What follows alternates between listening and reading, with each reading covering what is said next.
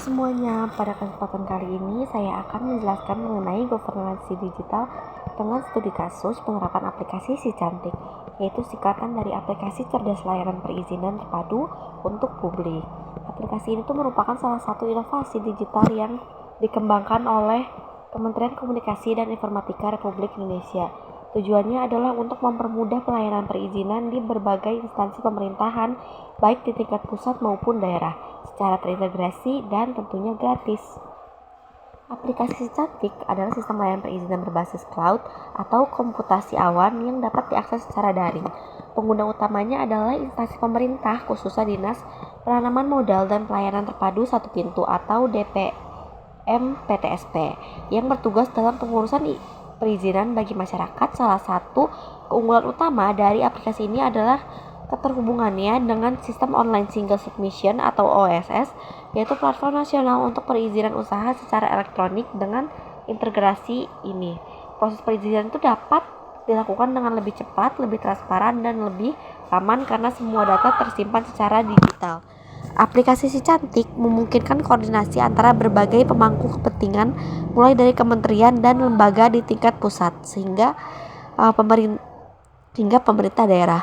Selain itu, proses pengawasan terhadap pelaksanaan layanan juga dilakukan oleh Kementerian Dalam Negeri dan Komisi Pemberantasan Korupsi melalui mekanisme evaluasi elektronik atau MONEF serta sistem audit digital. Ini menjadi langkah strategis untuk meningkatkan akuntabilitas dan kualitas pelayanan publik. Dari sudut pandang tata kelola teknologi informasi, penerapan aplikasi Cantik dapat dianalisis menggunakan kerangka IT Governance Architect Arrangements dari Matrix. Kerangka itu menjelaskan siapa yang mengambil keputusan dalam 6 domain penting, yaitu prinsip TI, arsitektur TI, infrastruktur TI, strategi bisnis, kebutuhan aplikasi, dan investasi TI. Dalam praktiknya, pengambilan keputusan itu melibatkan banyak pihak seperti Direktorat Jenderal Aplikasi Informatika atau Ditjen Aptika, Sekretariat Jenderal Kominfo, Direktorat Tata Kelola Aptika, PT Telkom sebagai penyedia infrastruktur, serta PTSP di tingkat pusat dan daerah. Secara keseluruhan, Si Cantik mempresentasikan artipe tata kelola TI yang disebut dengan Federal Archetype ini, menggambarkan pembagian kewenangan yang seimbang antara pusat dan unit-unit otonom. Dalam hal ini antara Kementerian Kominfo sebagai pengembang utama dan pemerintah daerah sebagai pengguna layanan. Kementerian Kominfo bertugas menetapkan kebijakan umum, standar teknis, serta membangun infrastruktur aplikasi, sedangkan pemerintah daerah memiliki peran penting dalam memberikan masukan dan menyesuaikan implementasi aplikasi dengan kebutuhan lokal di lapangan. Dengan model tata kelola federal ini terjadi sinergi yang kuat antara pusat dan daerah yang tidak hanya mempercepat transformasi digital dalam pelayanan publik, tetapi juga memastikan bahwa aplikasi yang dikembangkan benar-benar sesuai dengan kebutuhan masyarakat. Kolaborasi ini mencerminkan semangat otonomi daerah yang tetap terarah dalam koridor kebijakan nasional. Sebagai penutup, dapat disimpulkan bahwa aplikasi Cantik adalah bukti nyata bagaimana teknologi informasi dapat dimanfaatkan untuk memperkuat kualitas pelayanan publik melalui tata kelola yang efektif dan kolaboratif. Terima kasih telah menyimak penjelasan ini. Selanjutnya akan dilanjut dengan penjelasan artikel dan 5W1H-nya.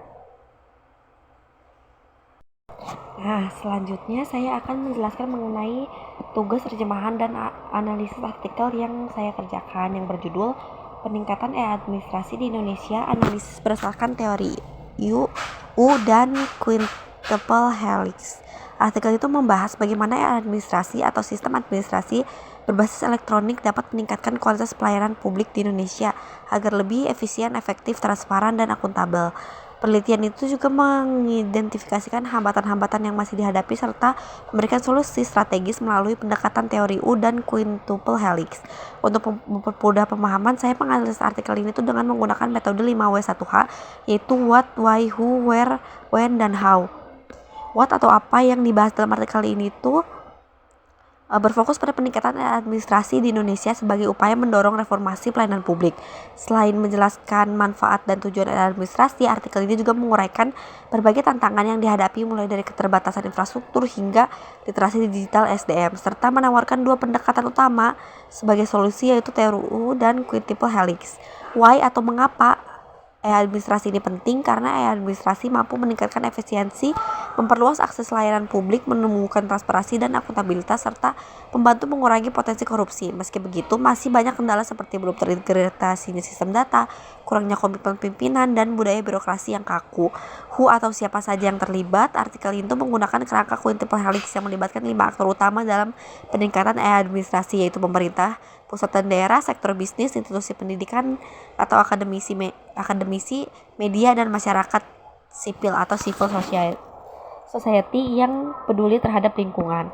Where atau di mana permasalahan dan penerapan administrasi ini terjadi? Tentunya di seluruh Indonesia, baik di tingkat nasional maupun daerah. Beberapa contoh implementasi disebutkan dalam artikel seperti KTP online di Surabaya dan Musrembang di DKI Jakarta.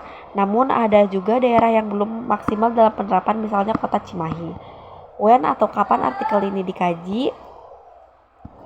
Penelitian itu merujuk pada data antara tahun 2015 hingga 2019, termasuk laporan dari PBB pada tahun 2018 yang menunjukkan bahwa Indonesia masih tertinggal dalam indeks e-government dibandingkan dengan negara-negara tetangga di Asia Tenggara. Terakhir, how atau bagaimana cara meningkatkan administrasi? Ada 2 pendekatan utama yang ditawarkan. Pertama, teori U yang menekankan pentingnya perubahan pola pikir melalui tahapan seperti open mind, open heart, open will, processing, hingga performing. Kedua, quintuple helix yang mendorong kolaborasi antar 5 aktor utama tadi untuk menciptakan inovasi dan pembangunan berbasis pengetahuan. Kesimpulannya, artikel ini memberikan pemahaman yang komprehensif bahwa peningkatan administrasi tidak hanya membutuhkan teknologi, tetapi juga kolaborasi, keterbukaan, dan perubahan budaya kerja. Ini sangat penting sebagai bagian dari transformasi digital menuju Indonesia 4.0. Terima kasih telah menyimak penjelasan saya, semoga bermanfaat dan sampai jumpa di video berikutnya. Bye-bye.